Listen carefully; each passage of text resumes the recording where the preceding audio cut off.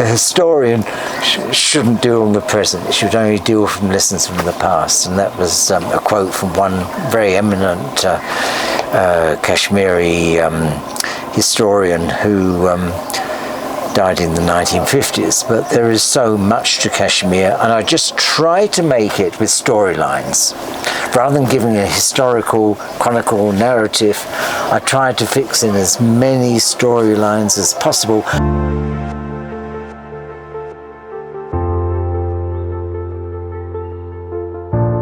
Welcome to Kashmir Life. Today we have a special guest, Mr. Gary Via. He is an Australian by birth, but about whom has been said that he is an Australian who lives in paradise, because he has been coming to Kashmir since 1970 and is an authority on Kashmir's Himalayan connection. So we welcome Mr. Gary Via and his wife Maggie Thompson. Welcome to Kashmir Life Show. Thank you. I will begin with this very basic kind of a thing. What led you to fall in love with Kashmir? I came here in 1970 and did a short trek in Kashmir, and I loved it. And from there I spent 5 months trekking in Nepal.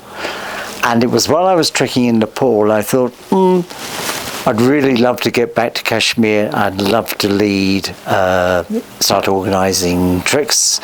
And I led my first commercial trek in Kashmir in 1973, which went from Kashmir across to Ladakh 1 year before Ladakh was officially open. And you were held for that? 9 days. 9 days?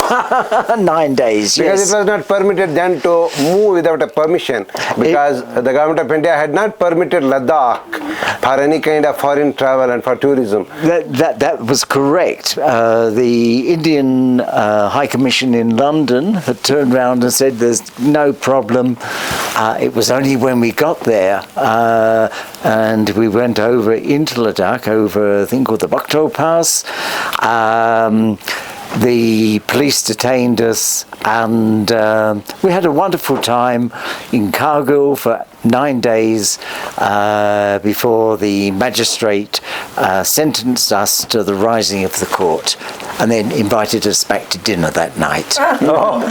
So you have been it was a very unfair treatment, because when we go in and for a very long time. Oh, yeah. In this case it wasn't, and there was all handshakes and hugs when we left. The only reason why we had to wait for 9 days is because a lot of the officials in Kargil at the time were Kashmiri.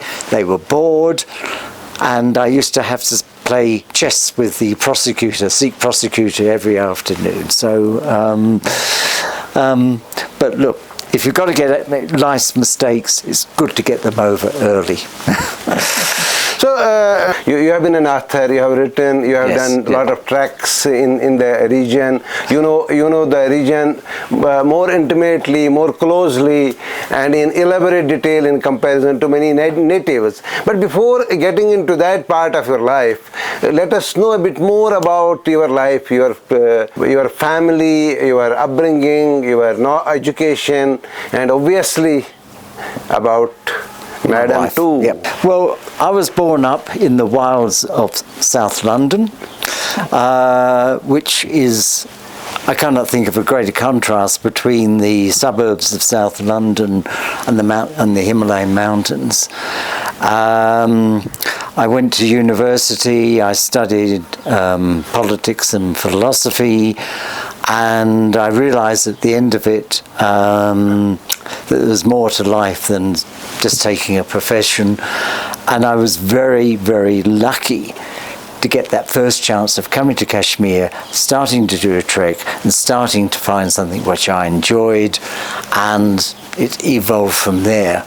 I've got one daughter, she's called India, and my wife and I met my wife when I was 57. 1 year after I got back from my long walk. She's got 2 stepdaughters. My daughter has been to Kashmir, she loves it, and we're hoping to get Maggie's daughters up in the next couple of years.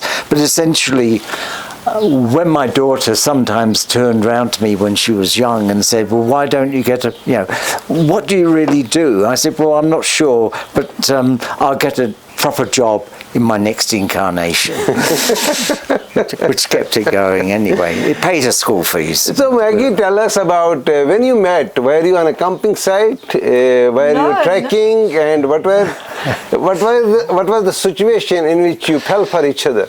Well, we met through mutual or similar philanthropic work we were involved with. I was involved with the Australian Tibetan Society, and Gary had just started the Australian Himalayan Foundation. And he was wanting an article written for their first magazine. So he rang me up and I wrote the article. I'd done quite a few treks in Nepal Himalaya and the Indian Himalaya, but I had used Lonely Planet guides, which Gary wrote for 25 years, trekking in the Indian Himalaya for Lonely Planet. I'd used the guide, but I'd never looked at who the author was. I just went to page 57 to find out about this, or page 83 to find out about that. So eventually we did meet, and I was interested in trekking in Ladakh. So I rang up about this trek, and they said, oh, Gary Weir is leading that trek, but he's gone on a 5-month pilgrimage from the source of the Ganges to Kashmir. And when he comes back, we'll get him to ring you up. So he rang me up and we got on well, and he said, I'm giving a talk in at the travel office next week, come in. And really the rest was history. By the time I went to go on that trek, we were already very involved, and he'd asked me to marry him. So it was a bit like a honeymoon before the wedding, really, that trek. So that was how we met. It is obviously when a man and woman meet and get into a long-term relationship, it obviously is history. Yeah. But did this relationship change your a bit of geography too? Because he is too mobile and he jumps from one peak to another. Well, we both loved the Himalaya, and that is a great bond to have. We had a lot in common. I was living in Sydney and working in quite a busy job, spending a lot of time in India and Nepal. Gary was trekking, leading treks and so on, but we both decided we'd like to move out of Sydney, so we did buy some land and build a house together. And then, of course, we did a lot more work together, philanthropic work as well as trekking work, and it's been an incredible journey. I think we've both introduced each other to new areas and new things. I first came to Kashmir with Gary about 20 years ago, and in those days it was a dark place here. It was troubled times, a lot of problems with militants and not feeling too safe and so on, but I too really fell in love with the place, and we've returned very frequently. We never felt unsafe here personally. If things are a bit unsettled, we just stay in the houseboats, go out on the shikara, go for a walk to the university. But there's always that enduring love for the people in the place. And then beside the mountains, Kashmir has this extraordinary, wonderful, rich history of handicrafts. Incredible handicrafts, shawl making, the unbelievable crafts, the dyeing processes, the spinning processes, embroidery, the wood carving you see on these incredible houseboats, copper work, many things, So I got very interested in that, and our Kashmiri friends took me around to see a lot of that. And of course, Mr. Mahmood Shah's Minister for Handicrafts now, he's deepened my knowledge of all of that even more. And it's just such an incredible history and heritage you have here, deep history of handicrafts and work that's not done anywhere else in the world now, really. So that's been a big link too, Gary, I think. Yeah, very much so, very much so. And hopefully we can continue for a few more years. When my daughter was very young, going back to my daughter again, she asked me, how many treks have you done? How long have you walked? And so ever since then, I've got a spreadsheet, which I update each time. And of course, it all sort of, comes together there. But it's about between 25 and 30,000. So, kilometers. starting from your first trek that Yes. actually landed you in a bit of trouble, so that ended with handshakes and hugs. What were the subsequent experiences before we come to your Lonely Planet publications and the books you authored about Kashmir and around Kashmir? Okay. Well, at that age, I decided that my future was going to be in Australia. Worked out in the Australian bush for a couple of years, saved up enough money so I wouldn't have any sort of financial problems, at least for a few years. I started organising backpacking trips in Kashmir, and then I met two people who'd set up an organisation called Australian Himalayan Expeditions. They invited me to join them, and the company morphed into a company called World Expeditions, got offices around the world, and we enjoy our 50th anniversary celebration of founding next year in the Everest region.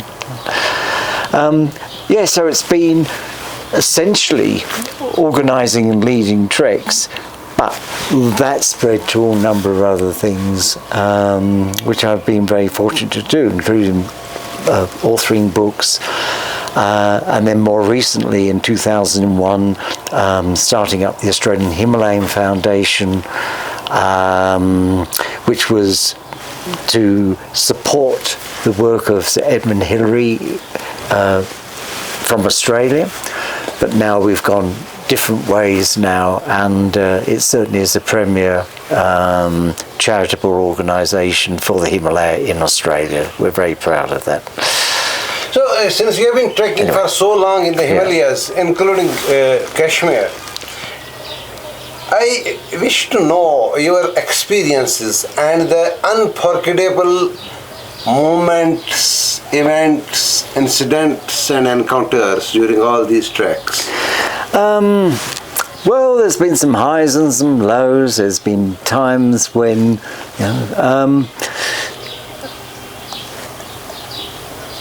the years up until 1990 were just wonderful.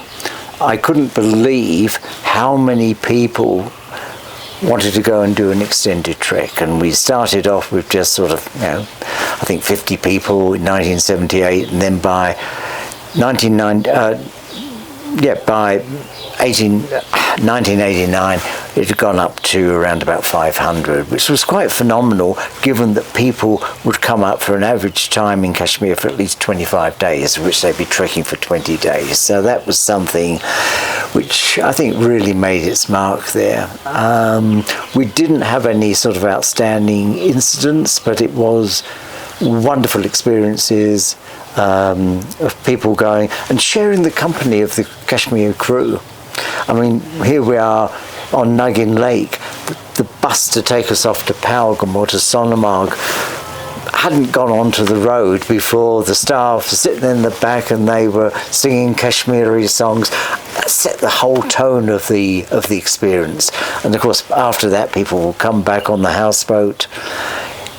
It was a wonderful experience, a wonderful holiday, so much repeat business, people coming back year in, year out. Unfortunately, as we all recognise, it all fell apart in 1990, in January 1990. We tried to continue, but it just became too difficult. And without going too much off message, one of the biggest problems we have is the fact of the travel advisory from Australia, from UK, from Canada, New Zealand: do not travel. What that means is you can certainly come to Kashmir, but you won't be insured.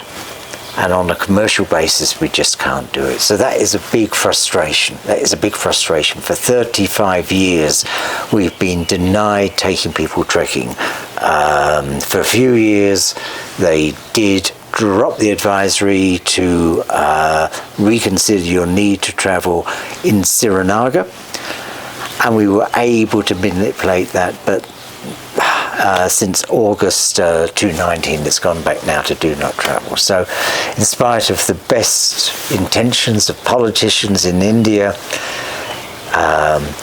people just seem risk averse. Foreign governments seem risk averse about dropping that advisory. But don't you think we live in peaceful times now, so there should not be any requirement of any kind of advisory preventing people from moving out of Srinagar and going into the wild? Oh, please. I totally agree. And people who do come here totally agree. It's the governments who are so risk averse. They still believe that this is all in the hands of militants, etc. Goodness, if they come here, they realise that Kashmir is stable, that it's become economically, there's More been buoyant. prosperity, it's buoyant. It's not the days of the 1990s. It's a deep frustration for us because we come here and see that it's perfectly fine. And there are violent episodes in France, probably worse than here. 2 Australians have just been shot in the head in Mexico, but there's no advisory against those countries. So it is a big frustration. You look around the world, look at America. How many people get killed in gun incidents in America? How many British backpackers lose their life in the Australian bush? You can go... It just seems as if Kashmir has been singled out. I thought with the G20 people coming up last year would be a breakthrough, because they all said, oh, it's wonderful, it's lovely, and everything else. Nothing happened. Nothing happened. And to me, it's an insult to the Kashmiri people, it's an insult to the Indian government that those people have gone back with glowing reports and the foreign governments have done nothing. Don't you ask your own government that if G20, if your ambassador can be in Srinagar or the representatives, second in command, why can't you be? Why can't the trackers can be in Srinagar? That's again because there's no logic to it. There's no logic to an answer whereby everybody, the last foreigners to be killed by militants was back in 1995. Tragic, but that's nearly 30 years ago. How long do you have to wait? How long do you have to wait for this to happen? And it is not... Kashmir has recognised the stability here. It is just ridiculous. They're still maintaining this thing and this advisory level. We're hoping after this election maybe something will shift. Hopefully, but who knows? Who knows? Who knows? I've been second guessing for years. But this is a constant source of frustration. It's a constant source of frustration because friends who have come to Kashmir say, well, why can't, The big problem is not that you can't come to Kashmir. The big problem is, because of the advisory, you can't be insured. So if you have an accident or get sick or anything else, your insurance doesn't cover you. So what does it mean, other than the frustration? Because in Srinagar it is beyond frustration. I think so. I think that in terms of trekking, the future lies with future generations of domestic trekkers, Indian trekkers coming up here. And we are devising Mahmood Shah, who was the former Director General of Tourism, and I've been working on programs to help address this. And if the advisory lowers for foreigners, we're all well and good. But we're not going to stop. We're not going to stop. And believe me, I do my level best in Australia to see if there's ways in which we can get round it. It is difficult. It's difficult. Kashmir tourism since 1970. Yes. When Kashmir was barely coming out of a very long despotic rule that ended in 1947. Correct. And we are trying to grapple with a new future. Yep, the post-imperial. The Naya Kashmir of 1947. Yes. So we also are living in Naya Kashmir of 2019. Yep. So can you make a comparison between the two Naya Kashmiris that you have seen as a third party singular from outside? I'm not quite sure. I get which way you want me to answer this. So how has tourism changed the hospitality sector in Kashmir between 1970 and 2024? Kashmir has always been very hospitable, always been very inviting. The only change is that since 1990, people's attitude has changed, of course. They've been under the rule of the gun for nearly sort of 30 odd years or so, but nonetheless there's still a smile there. Even on these houseboats, 6 of them were burnt to the ground 2 years ago, and they've come back again. They're very buoyant. Extraordinary resilience. But I think the big change would be the huge influx of domestic tourists here now. And that's come with problems. I mean, trekking size, the size of the groups, Gary, you might want to... Yeah, I think we have to be very wary of improving the infrastructure in Kashmir. Yeah, you're going to have a train here within a year or two, mass numbers coming through. And as Maggie has mentioned, there are some of the more popular treks in Kashmir where there can be a group of 50 people trekking at any one time. And that to me is just a ridiculous. It's not sustainable. One of Kashmir's most precious assets is its natural environment, the mountains, the lakes, and we have to preserve this for future generations. We have to preserve this. This may sound like a foreigner talking, but we have to do something about it. We have to make sure that the regulations are adhered to, and that people just trek in small groups, and that they do preserve the environment. It's a fine balance. It's a fine balance. You want people to be here, but you want them to be respectful for the environment whilst they're here. For us, the arrivals of domestic tourists or tourists has become the new barometer of communicating normalcy. Correct. How logical is it? How rational is it? How sustainable is it? It's sustainable providing you've got the infrastructure. It's sustainable providing that these people can be accommodated. The big challenge is the numbers are increasing exponentially. And as a criterion of normacy, well, it's a great one, because basically it does reflect that when you've got 500,000 domestic tourists coming within a few months, well, if they feel safe to be in Kashmir, and if they return and spread the word, isn't that great for Kashmir? What have our foreign governments missed? That if militants wanted to cause disruption to tourism, they could do so. They could do so easily. So I think it's a very positive trend, but like any other tourist trend in any other part of the world, it's got to be handled in a proper manner, in a sustainable manner. Despite all these restrictions and advisories, did you ever attempt getting some groups of interested people to Kashmir in last many years? Well, the straight answer to that is we'd love to, but we can't because of the advisories. That said, there was a brief reduction in the advisory in 2012, and for 7 years we were able to bring people at least to Srinagar. And they'd spend 5 days here, and they'd have a really rewarding experience. We could take them to Dakshagum. We'd used to take them there really early in the morning to see the black bear, sometimes seeing the Hangul deer, the langur.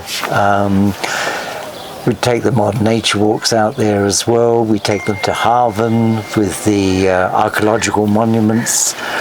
We'd take them up to Dara for to see the weaving and the villages. And of course we'd take them around the Mughal gardens, whatever else we could do. So there was, and we'd take them on cultural trips as well into the old city. And of course visit Jama Masjid and Shah Hamadan. But that was just a very short period of time. We haven't been able to do it since then.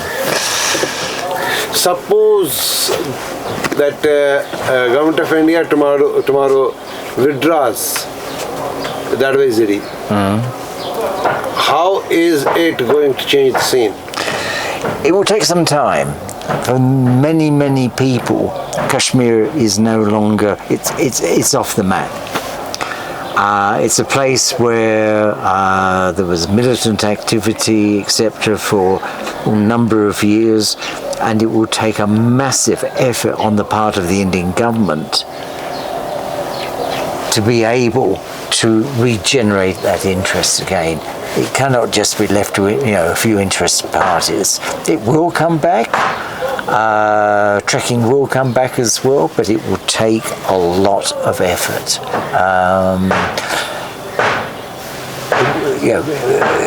It will take a lot of time. Really, let us get to your books. Yes. Your book, A Long Walk in the Himalayas, has a full, complete section on Kashmir. That's where I ended up. Yep, that's where I wanted to go. It was great. Just on the last week and a half of arriving in Kashmir, that was my intention. My intention was to take some water from Galmuk, which is the sacred source of the Ganges, and pour it into Gangabal, Lake Gangabal, which is one of the sacred sources of the Jhelum and therefore of the Indus. I wanted to join that up. It had been something I planned for many years, and I thought I'd better do it before I got too old. And it was one of the most rewarding experiences of my time, going all the way from the source of the Ganges through Himachal, Ladakh, and finally across to Kashmir. Just to conclude this conversation, can you get us some information about the book that you wrote exclusively on Kashmir? I wrote, I'd always... A Long Walk in the Himalayas is this one. Yes, correct. The next one is a journey through history. It's a long walk through history, Kashmir, a long walk through history. It came out in the year 2020 and essentially explored some of the cultural influences in Kashmir, the linking up of Buddhism, Hinduism, and the various Islamic rulers coming up to 1946, and then from there onwards I detailed a lot in terms of the interaction between the Dogra Maharajas and the British right up to 1947. I included that section before looking at Kashmir since 1947 and the checkered history thereon. I haven't dealt very much with the present day politics. I think that's a big mistake, because whatever you say will be out of date. Very soon. A historian shouldn't deal in the present. It should only deal from lessons from the past. And that was a quote from one very eminent Kashmiri historian who died in the 1950s, but there is so much to Kashmir, and I just try to make it with storylines. Rather than giving a historical, chronicle narrative, I tried to fix in as many storylines as possible to engage the reader. And I brought it from my time trekking, where Frederick Drew, who was a geologist working in the employ of Ranbir Singh, pointed out that the mountains of Nun and Kun, if you were to go there and go south, it was entirely Hindu. If you were to go east, it was entirely Islamic. If you went north, it would be going up through Buddhist areas. And I used that as a means by which I could sort of link up. But there's just so much to... It's only 70,000 words. I just wanted to give an introduction. And I did say in the introduction to the book that each chapter was worth a book in itself. And that's where I've gone on now to write a book on the British in Kashmir, which I've thoroughly enjoyed researching. It's nearly finished, and I'd love to finish it off with one further book in Kashmir on Maharaja Ranbir Singh. So that'd be a trilogy. So that is coming now? Well, the British in Kashmir will. The Ranbir Singh book will be probably finished in 10 years. It's a thought bubble It's a thought bubble at the moment, but I've got things planned, and that's something I wish to do in the future.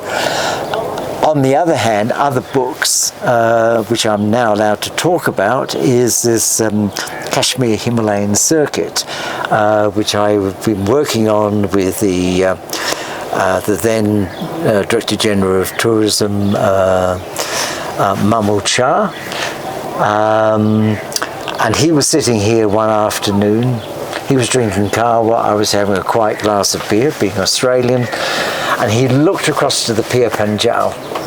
He said, I'd love to think that there could be a trek that we could link that goes all the way around the Kashmir Valley. And I thought about it. We talked about various, interlocking treks, etc. And I remember ringing him up the following morning, and I said, "Look, I think we could call it the Kashmir Himalayan Circuit." He says, "Oh, that's a good idea." I said, "No, it isn't a good idea. It's a great idea." But of course, from COVID, we couldn't. We've had to defer things, but we're launching the circuit in September this year when I come back to Kashmir. What is the contribution of Maggie in your books? Does she edit, proofread? She does everything. She'll look at a book and say, "This is the biggest load of garbage I've ever written for a particular job." She's a very good editor, but she's great to test out the storylines. She's great at, are the storylines strong enough to sustain the chapter? It's a great asset. Isn't Maggie writing her own book? I did have a little COVID passion project. I take a trek in Upper Mustang in Nepal every year, which is a Tibetan Buddhist enclave in Nepal. And I wrote a little book then and printed myself for a fundraiser, and I sold out of those. So I am just having a little quiet conversation with Mahmood Shah at the moment about maybe doing a little bit of a collaboration about the beautiful arts and crafts and handicrafts, the stories behind families that are carrying on ancient traditions here and then bringing them into the modern. So there's always something bubbling along in our household, never a dull moment, lots of creativity, and we support each other in those endeavours, which is great. It's great. Yeah. So concluding this conversation, I would like to ask you about how Ladakh is impacted by the massive tourist fall it has. It is a place where there are no advisories and people can come and go. Yeah. It's still a destination where it's a long drive to get there. It's a long drive from Delhi. Most people who visit Ladakh come in by air. There are probably about 15 flights a day coming into Ladakh. At the moment, domestic tourism is booming in May and June. For the rest of the year, it can cope. For the rest of the year, it can cope. I think the Ladakhis are very mindful of their own fragile environment. But nonetheless, they have been able to cope up until this point. There hasn't been, I think the Ladakhis are far more aware of what needs to be done. Monasteries now are forbidding photography in some monasteries are forbidding photography, etc. And it's very much it's in a state of flux, but I think that the numbers there at the moment are pretty well sustainable. 2 months of the year difficult, but the rest of the year is great. If you go up there in the winter time, which to Maggie and I is one of the favourite times, we've been up there to see snow leopards, and of course there's only a handful of people there. It's wonderful in winter if you don't mind the cold. Yeah. I think flying into 3,500 metres slows a few people down. Yeah. You know, that's not sea level. That takes you a few days to get used to. Acclimatize. Yeah. You don't have to worry about that in Kashmir. But no, there's still plenty of things happening in Ladakh. But you know, the great opportunity we feel is for Kashmir. You know, when travel advisory is lifted, you can have Kashmir Ladakh. You can have Kashmir Rajasthan. You can have Kashmir Ladakh Rajasthan. You can make fantastic packages for people to come here and travel and spend a week in each place. It's, you know, there's a huge difference between those three places, and I think they would make a fantastic package for tourists. A week here, a week in Ladakh, totally different environments. A week in Rajasthan, brilliant. Yeah. So, Mr. Gary, Maggie, I'm so thankful that you could spare some time and we could talk about your half a century association with Kashmir and the Himalayas, and you could communicate the crisis you see for a hospitality sector and how best it can be sustainable on a long-term basis. We hope to see you again, maybe next summer, and hope that there are no advisories then. Thank you so much. Inshallah. Thank you very much. Thank you so much. Thank you.